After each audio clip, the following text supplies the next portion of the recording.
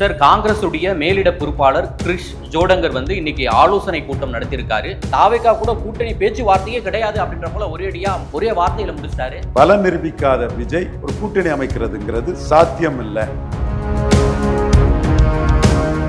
உங்களோட பழைய தங்க நகைகளை விற்க, அடகு வச்ச தங்க நகைகளை மீட்டு நியாயமான விலைக்கு விற்க இப்பவே GNR கோல்டு ட்ரேடர்ஸ்க்கு கால் பண்ணுங்க.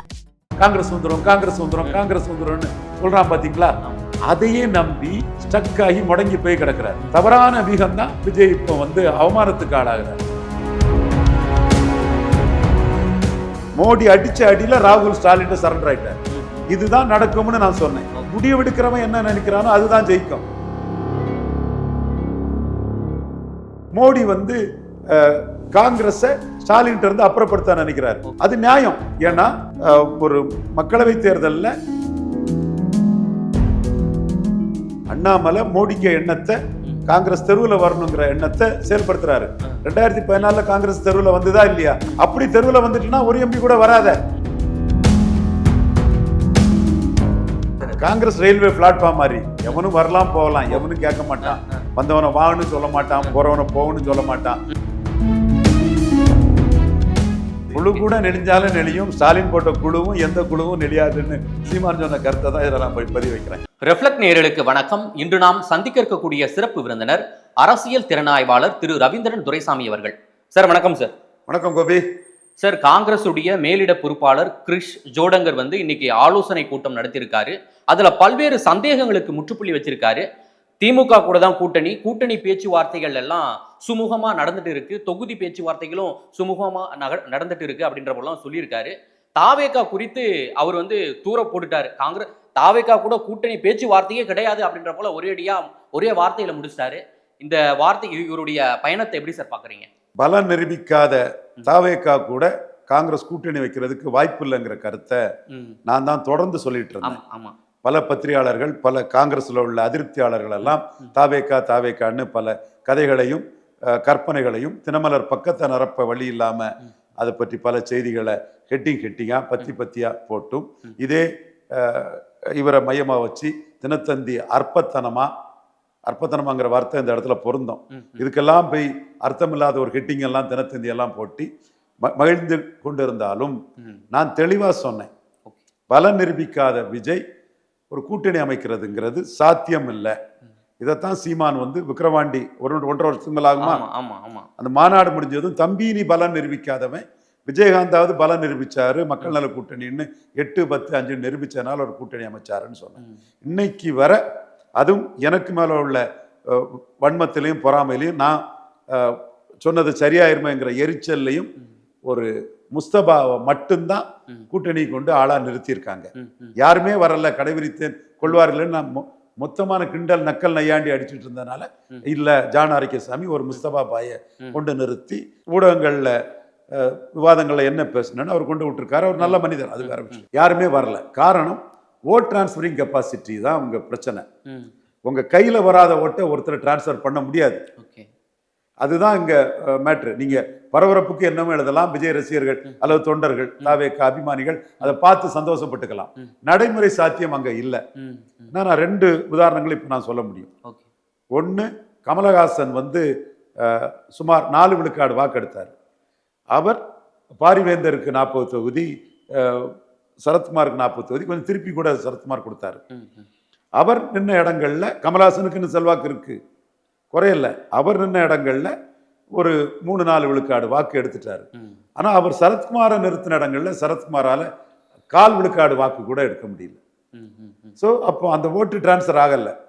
இவர் 4 எடுத்த இடத்துல சரத்குமார் கட்சிக்கு ஆவரேஜா ஒரு விழுக்காடு ஓட்டு அவர் டிரான்ஸ்பர் பண்ணி கொடுத்துருக்கணுமா வேண்டாமா? முடியல, டிரான்ஸ்பர் ஆகல. தினகரன் 5.5 விழுக்காடு வாக்கு தனிச்சு நின்று எடுத்தார், 38 தொகுதியில நின்று எடுத்தாரு. ஒரு எஸ்டிபிஐ கூட அவர் சேர்த்திருக்காண்டாம்.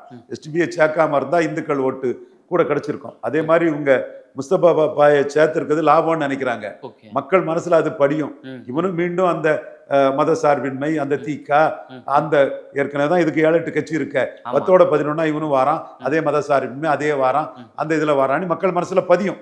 அதே மாதிரி எஸ்டிபிஐ அன்னைக்கு சேர்க்காம 39 போட்டிருப்பாருன்னா தினகரன் ஒரு 8 விழுக்காடு வாக்கு கூட எடுத்திருப்பாரு. எஸ்டிபிஐ சேர்த்து ஒரு 5.5 விழுக்காடு வாக்கு எடுத்தார் மக்களவையில். சட்டமன்றத்துக்கு அவர் கோயில்பட்டியில் ஜெயிக்கிறதுக்காக தேமுதிகவை கூட்டணியில் சேர்த்தாரு. தேமுதிக ஒரு கூட்டணியில் சேர்த்து 60 சீட்டு கொடுத்தாரு.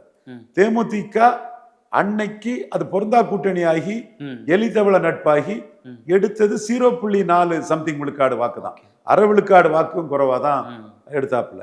தினகரனும் 5.5 எடுத்தவர் 2.5 போயிட்டாரு. அப்போ பொருந்தா கூட்டணி, சந்தர்ப்பவாத கூட்டணின்னு சொன்னா மக்கள் அதை ஏத்துக்க மறுக்கிறாங்க. அந்த ஓட்டும் டிரான்ஸ்ஃபர் ஆக மாட்டேங்குது.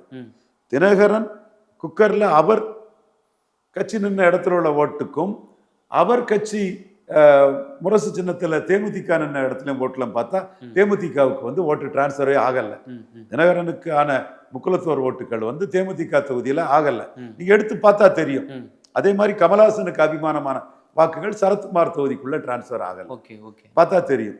அப்ப இந்த கட்டம் ஓட் டிரான்ஸ்பர்ங்கிறது ஒரு அலைன்ஸ்ல ரொம்ப முக்கியம். இவங்களாவது பலம் நிரூபிச்சவங்க, விஜய் பலமே நிரூபிக்காதவர். கையில வராத ஓட்டை யாருக்கு அவரால் டிரான்ஸ்ஃபர் பண்ண முடியும்? அதனால்தான் நான் தெளிவா சொன்னேன், நீங்க தப்பான வியூகம் விஜய் பண்றீங்க. சகாதேவ மாதிரி சொல்றேன், 39 கேண்டிடேட் போட்டிருக்கணும். கேண்டிடேட் போட்டு என்ன ஓட்டுணி கிடைச்சிருந்தா இன்னைக்கு உங்க பின்னாடி கூட்டணிக்கு ஆள் வந்திருப்பாங்க. விஜயும் ஒரு ஆப்ஷனா காட்டியிருப்பாங்க.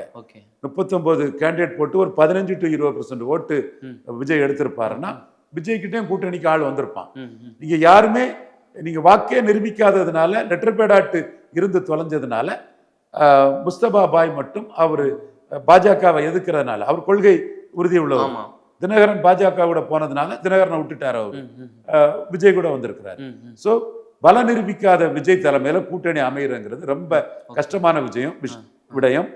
ஆனா விஜய் இன்னும் அந்த அவருக்கு ஆளு, அவருக்கு வேலையாளு, அவரு 10 கோடி கொடுத்து அவருக்காக வேலை பார்க்கிறவன் காங்கிரஸ் வந்துரும் காங்கிரஸ் வந்துரும் காங்கிரஸ் வந்துரும்னு சொல்றான் பாத்தீங்களா? அதையே நம்பி அடுத்த கட்டத்தை நகர முடியாதவர் அட்டு ஸ்டக் ஆகி முடங்கி போய் கிடக்கிறார். சோ தவறான வீகம் தான் விஜய் இப்போ வந்து அவமானத்துக்கு ஆளாகிறார். சார், இப்போ காங்கிரஸோட தாவேகா கூட்டணி அமைக்குது என்ற ஒரு புகைச்சல் போயிட்டே இருந்தது. ஆனா இவ்வளவு நாள் வந்து அதுக்கு மறுப்பு தெரிவிக்காம இப்பதான் அதற்கான ஒரு முற்றுப்புள்ளி அமைச்சிருக்காங்க. இவ்வளவு காலம் இல்லாம இப்போ விற்பதற்கான காரணம் என்ன? இவ்வளவு நாள் ஏன் எடுத்துக்கணும்? இதுவும் நுணுக்கமா பார்க்கணும். தமிழ் மண்ணில் 2021 மோடியோட எண்ண ஓட்டத்துக்கு தக்கன செயல்பட்ட எனக்கும், ஸ்டாலின் எதிர்ப்பு தான் எண்ண ஓட்டத்தில் செயல்பட்ட உங்களுக்கும் கருத்தியல் போர் பெரிய அளவில் நடந்து, என் நண்பர்கள் சகோதரர்கள் மதிப்புக்கும் மரியாதைக்கும் உரியவங்க அவங்க. ஆனா அந்த கருத்தியல் போர்ல மோடி மூலமா நான் தான் வெற்றி பெற்றேன். ஏன்னா மோடிக்கு நோக்கம் காங்கிரஸ் எதிர்ப்பு தான், திமுக எதிர்ப்பு இல்லை. இங்க 4 பேர் திமுக எதிர்ப்புன்னு பொய்யா நம்ம ஊடகத்துல வீவ்ஸுக்காகவும் மற்ற ஒரு பரபரப்புக்காகவும் விவாதங்களுக்காகவும் பத்திரிகை செய்தியை மக்கள் விரும்பி வாசிக்கணுங்கிறதுக்காகவும் பேசுவாங்க. அதுல பாஜக தலைவர்களுமே பேசுவாங்க. அந்த வகையில மோடியோட எதிர்ப்புங்கிறது வந்து ராகுல் காந்தி தான். பீகார் எலெக்ஷன் முடிஞ்சதும் மோடி ஒரு இதை ராகுல் காந்திக்கு எதிராக வீசினார். இவரு நயவஞ்சகமா செயல்படுறாரு, ஒட்டுண்ணி பாரசைட்டா செயல்படுறாரு. காங்கிரஸ் வந்து மற்ற கூட்டணி கட்சிகளை மதசார்பற்ற சோகால்டு முஸ்லிம் ஓட்டுகளை காலி பண்றதுக்கு வேலை பார்க்கறாங்க, உறிஞ்சி எடுத்துருவாங்க. நம்பகத்தன்மையற்றவர் ராகுல் காந்தின்னு ஸ்டாலினுக்கு, தேஜஸ்வி யாதவுக்கு, அகிலேஷ் யாதவுக்கு, ஹேமந்த் சோரனுக்கு மற்றும் மம்தா பானர்ஜிக்கு ஒரு மெசேஜ் கொடுக்குறாங்க. மம்தா பானர்ஜி ஏற்கனவே அதுல தெளிவு. சோரன் வந்து தெல்ல புரிஞ்ச பிறகு இதே வேணுகோபால் வந்து எங்க கூட்டணியை பிரிக்க முடியாது, நாங்க ஜார்க்கண்ட் முக்தி மோர்ச்சா கூட தான் இருக்கோம், ஹேமந்த் சோரன் கூட தான் இருக்குன்னு சரண்டர் ஆனாப்புல. ஜார்க்கண்ட் முக்தி மோர்ச்சாவில் சரண்டர் ஆனாங்க. இது நாங்க சொல்லிட்டு இருக்கக்கூடிய எங்க மோடிக்காக, மோடி எண்ணத்துக்காக. நாங்க வந்து ஆன்டி ஸ்டாலின் கிடையாது, வெளிப்படையா தான் சொல்றேன். காங்கிரஸ் கூட இருக்கக்கூடிய ஸ்டாலினை தான் நாங்க எதுக்குறோம். நாங்க மோடிக்காக நிற்கிறோம். 29 மோடி ஜெயிக்கக்குள்ள அரசியலை நாங்க பண்றோம். அப்போ ஒட்டுண்ணி காங்கிரஸ், ஐசோலேட் காங்கிரஸ் சொன்னதும் ராகுல் மறந்துட்டாரு. இதைத்தான் நான் சொன்னேன். என்னோட மிகவும் மதிப்புக்குரிய அண்ணன் திருச்சி வேலுச்சாமி அண்ணனுக்கு பதிலாக கூட இதை நான் சொன்னேன். மோடி அடிச்ச அடியில ராகுல் ஸ்டாலின் சரண்டர் ஆயிட்டார். இதுதான் நடக்கும்னு நான் சொன்னேன். இன்னைக்கு என்ன பத்திரிகையாளர்கள் எவ்வளவு எது பண்ணினாலும் முடிவெடுக்கிறவன் என்ன நினைக்கிறானோ அதுதான் ஜெயிக்கும். அதனாலதான் சாக்கடை ஜலம்னாலும் வீடு தீப்பற்றி எரியும் போது அதை கொண்டு அணைக்கணும்னு ஆமா. என் மதிப்புக்குரிய ஐயா குருமூர்த்தி சொல்லியும் அவர் கருத்து அடிபட்டு போச்சு. சுப்பிரமணிய சாமி, இலகணேசன், கச்சராஜா, பொன்னார் கருத்து அடிபட்டு போச்சு. என் கருத்து அடிபட்டுச்சு. வெற்றி பெற்றுன்னா அது மோடிக்கு எண்ண ஓட்டம். அது சோ மோடி வந்து காங்கிரஸ ஸ்டாலின் இருந்து அப்புறப்படுத்த நினைக்கிறாரு. அது நியாயம். ஏன்னா ஒரு மக்களவை தேர்தலில் கட்சி வசந்தகுமாரோட தனிப்பட்ட செல்வாக்கு காரணமா டெபாசிட் வாங்கினது தவிர எங்கேயுமே டெபாசிட் வாங்காத கட்சி 19லயும் 24லயும் 39, 38 தமிழ்நாட்டுக்குள்ள எம்பியை வந்து அப்படியே ராகுல் காந்தி இண்டி கூட்டணிக்கு அப்படியே அனுபவிக்கிறார். டெபாசிட் ஒரு கன்னியாகுமரி தவிர இல்லாத இடத்துக்குள்ள இவ்வளவு அனுபவத்தை பண்றாரு. அப்போ எங்க எண்ண ஓட்டமும் மோடிக்கு எண்ண ஓட்டமும் காங்கிரஸ் ஸ்டாலின் கலத்தி விட்டா காங்கிரஸ் தெருவும் திண்ணை ஆயிரும். தண்ணியில இருந்து விழுந்து துடிச்ச மீன் மாதிரி துடிச்சு போய் செத்து போகும். 3 விழுக்காடு ஓட்டு தான் இருக்குது. அந்த வாசன் வேற பிரிஞ்சிட்டாரு. அந்த ஸ்டாலின் கூட சேர்ந்து 40யும் காங்கிரஸ் ஜெயிக்கிறத அடிச்சு தவிர்க்கணுங்கிறதா மோடிக்கு நோக்கம். எங்க நோக்கம் வெளிப்படையா தான் சொல்றோம் நாங்க. அப்போ மோடி அந்த மூவை எடுத்ததும் ராகுல் மறந்துட்டாரு, அரண்டுட்டாரு, பயந்துட்டாரு, ஸ்டாலின்ட்ட சரண்டர் ஆயிட்டாரு. இதைத்தான் நான் ஜோதிமணிக்கு சொன்னேன், மாணிக் தாகூருக்கு சொன்னேன், என்னோட அண்ணன் ரெட்டியார் அண்ணன் திருச்சி வேலுசாமிக்கு சொன்னேன், தினமலர் பத்திரிகைக்கு சொன்னேன், ஜான் ஆரோக்கியம் சாமிக்கு சொன்னேன், ஆதவ் அர்ஜுனுக்கும் சொன்னேன். சோ இவங்க 2 பேருக்கும் நான் சொன்ன அடிதான் இது. எப்பா இந்த ஸ்ட்ராட்டஜில இந்த மூவ்ல மோடி இதை எடுத்து அடிக்கும் போது ராகுல் ஸ்டாலின் விழுந்துட்டாரு. என்ன நீங்க பேசி என்னப்பா ஆக போகுதுன்னு சொன்னேன். அதப்பா சிதம்பரம் புரிஞ்சிட்டாரு. சுருடு மோடி இதுக்கு மூவ் பண்றாரு. 29 மோடி வந்துருவாரு. காங்கிரஸையும் ஸ்டாலினையும் மற்றவங்களையும் ஐசோலேட் பண்ணி அடிச்சு தள்ளிடுவாருன்னு சொன்னேன். அந்த இடம் தெளிவா சிதம்பரம் புரிஞ்சுக்கிட்டாரு. கார்த்திக் சிதம்பரம் கொஞ்சம் முந்திரி கொட்டை அவரும் புரிஞ்சுக்கிட்டாரு. இதுக்கடையில நான் ஊடகத்திலும் தெளிவா சொன்னதும் கிளீனா அவங்க வந்து இப்போ மோடிக்கு பிளான் சக்சஸ் ஆயிடக்கூடாதுன்னு ஸ்டாலின்ட்ட இறங்கி போறாங்க காங்கிரஸ். சரி, இப்ப நீங்க சொன்ன பாயிண்டே தான் நேற்றுக்கு அண்ணாமலையும் சொல்லியிருக்காரு. அந்த எம்பி ஜோதிமணி சொன்ன அந்த ஒரு சிலருடைய ஆசைகளால காங்கிரஸ் வந்து அழிவு பாதையை நோக்கி போகுது அப்படின்ற போல அந்த கேள்வி குறித்து அண்ணாமலை கிட்ட கேட்கிறாங்க. காங்கிரஸ் வந்து எப்பவே நடுத்தருவுக்கு வந்துருச்சு, நீங்க சொன்னதே தான் சொல்லியிருக்காரு. அந்த அளவுக்கு வந்து காங்கிரஸோடைய நிலை இருக்கா? அந்த அளவுக்கு தான் காங்கிரஸ் செல்வாக்கு இருக்கா சார்? அண்ணாமலையும் ஆர்டியும் மோடி என்ன நினைக்கிறாரோ அதை நினைச்சு சொல்றோம். இங்க ஒரு சில கூட்டங்கள் மோடி வெற்றியில தான் நாங்க அதிகாரத்துக்கு வந்திருக்கோம், நமக்கு பணம் கிடைக்குது, புகழ் கிடைக்குது, அதிகாரம் கிடைக்குதுங்கிற கூட நன்றி உணர்வு இல்லாம மோடி எண்ணத்துக்கு எதிராக பேசுறவங்க வந்து தோல்வி அடைவாங்க. அந்த அளவுக்கு குறைத்து மதிப்பிடணுமா காங்கிரஸ்? அண்ணாமலை மோடிக்கு எண்ணத்தை காங்கிரஸ் தெருவுல வரணுங்கிற எண்ணத்தை செயல்படுத்துறாரு. 2014 காங்கிரஸ் தெருவுல வந்துதா இல்லையா? தெருவுல வந்துதா இல்லையா? அப்போ மோடி வரும்போதே தெருவுல வந்தது. அப்படி தெருவுல வந்துட்டுனா ஒரு எம்பி கூட வராத. கார்த்திக் சிதம்பரம் மினி டெபாசிட் இழக்கிறத பார்த்து சந்தோஷப்படலாம். ஜோதிமணி சிங்கிள் டிஜிட்ல பார்த்து கைத்தட்டி ஆர்ப்பரிக்கலாம். இந்த மாணிக் தாகூர் பிக் மவுத் மாணிக் தாகூர் அவர் ஒரு 5% கூட எடுக்காம வரிதை வச்சு நிக்கிறத பார்க்கலாம். அதுதான் அண்ணாமலைக்கு ஆசை, எங்களுக்கு ஆசை, மோடிக்கும் ஆசை. லாஸ்ட் டைம் அவர் ரொம்ப பார்டர்ல தான் ஜெயிச்சார் நினைக்கிறேன். மோடிக்கும் ஆசை. சோ இந்த இடத்துக்குள்ள மோடி ராகுல் சுதாரிச்சுக்கிட்டார். சார், அதே போல வந்து அவர் இன்னொரு கருத்தையும் முன்வைக்கிறாரு. ப. சிதம்பரம் வந்து தனி கட்சி துவங்காரு அப்படின்ற போலயும் ஒரு சொல்றாரு. அதுக்கான வாய்ப்பு இருக்கா? அது பலிக்குமா சார்? அது இல்ல. ராகுல் சரண்டர் ஆன பிறகு ப. சிதம்பரம் தனி கட்சி தொடர அவசியமே இல்லையே.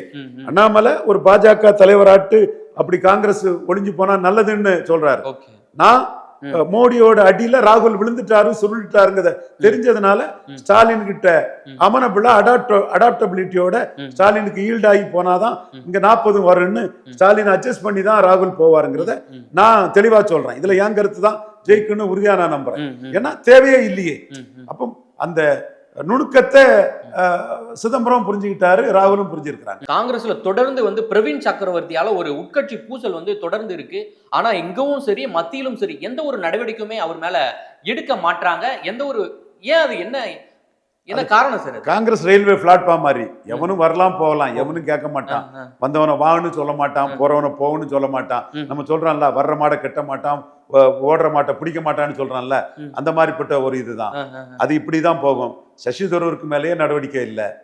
ஸோ சசி தரூர் வந்து டைரக்டா ராகுலே அடிக்கிறாரு, மோடியை புகழ்றாரு, அவர் மேலே நடவடிக்கை இல்லை.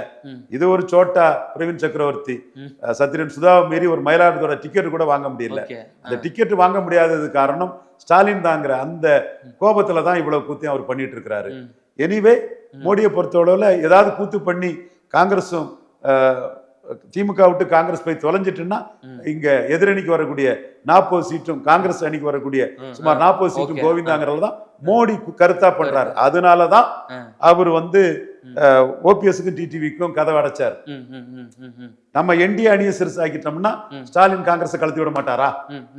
மோடிக்கு எதிர்பார்ப்பு காங்கிரஸ் ஸ்டாலினை கலத்தி விடணும்னு. ஸ்டாலின் என்ன நினைக்கிறாருன்னா கொடுத்த சீட்டை வாங்கிட்டு போவாங்க பார்க்கலான்னு நினைக்கிறேன். சார் அதே போல வந்து இண்டி கூட்டணியில வந்து காங்கிரஸ் இருந்தா என்ன இல்லாட்டா என்ன அப்படின்ற மனநிலைக்கு வந்துட்டாங்க. ஏன்னா அந்த ஒரு கேள்வி ஒண்ணு எழும்புது. ஏன்னா வந்து நேற்றுக்கு வைகோ வந்து ஒரு பயணத்தை மேற்கொள்றாரு. அந்த பயணத்துல வந்து செல்வ பிறந்தகை வந்து கலந்துக்கல. அதே போல வந்து எங்க உட்கட்சி விஷயத்திலயும் நீங்க தலையிடாதீங்க அப்படின்ற போல கூட்டணி கட்சி உள்ள இருக்கிறவங்களே வந்து காங்கிரஸ் எம்பிக்களே வந்து சொல்றாங்க. இதெல்லாம் எப்படி சார் பாக்குறது? சொல்லுவாங்க, அவங்களுக்கு அச்சம் உருவாயிற்று. ஜோதிமணியும் மாணிக் தாகூரும் நாங்க வந்து இந்த அரசியல் வந்து ஸ்டாலினுக்கு எதிராக பண்ணல, யூபி தமிழ்நாடு கம்பாரிசன் தப்புன்னு சொல்லிக்கிட்டு எங்க அரசியலை நாங்க வந்து சிதம்பரத்துக்கும் கார்த்திக் சிதம்பரத்துக்கும் எதிராக தான் பண்றோம்னு இறங்கி வந்துட்டாங்க. நாங்களும் ஸ்டாலின் ஆட்கள் தான். ஆனா எங்க போர் வந்து கார்த்திக் சிதம்பரத்துக்கும் குறிப்பா தலைவர் பதவியில இருக்கக்கூடிய செல்வ பிறந்தைக்கு எதிராக அவங்களோட போரை வந்து கன்ஃபைன் பண்ணிட்டாங்க. இதுக்கு எவனுமே என்னன்னு கேட்க மாட்டான். திமுக காங்கிரஸுக்குள்ள பிளவா சேருவாங்களான்னா அது மக்கள் விரும்பி பார்ப்பான். அதான் இதுக்கும் அவரோட பதில் என்னவா இருக்குன்னா, குழு அமைச்சிருக்கும் நடவடிக்கை எடுக்க குழு, இவங்க இப்படி பேசியிருக்காங்களா, குழு அமைச்சிருக்க, இந்த குழுவிலே தான் இந்த காங்கிரஸ் ஓட்டுறாங்களா? ஏன்னா இந்த அளவுக்கு உட்கட்சி பூசலை வந்து உண்டாக்குறவங்க மீது ஒரு நடவடிக்கையே எடுக்க மாட்டாங்க. அதுவே ஒரு சந்தேகத்தை எழுப்புறது. குழு கூட நெளிஞ்சாலும் நெளியும், ஸ்டாலின் போட்ட குழுவும் எந்த குழுவும் நெளியாதுன்னு சீமான் சொன்ன கருத்தை தான் இதில் நான் பதிவு வைக்கிறேன். இது சும்மா அதை ஒரு கல்லை தூக்கி போட்டு அதை ஒண்ணு மில்லன்னு காட்டுறதுக்கு, அதை இனிமேல் நீ பேசாத, நடவடிக்கையும் இல்லை, நீ இனிமேல் பேசாதன்னு அதை மூட்டை கட்டி போடுறதுக்கு தான்.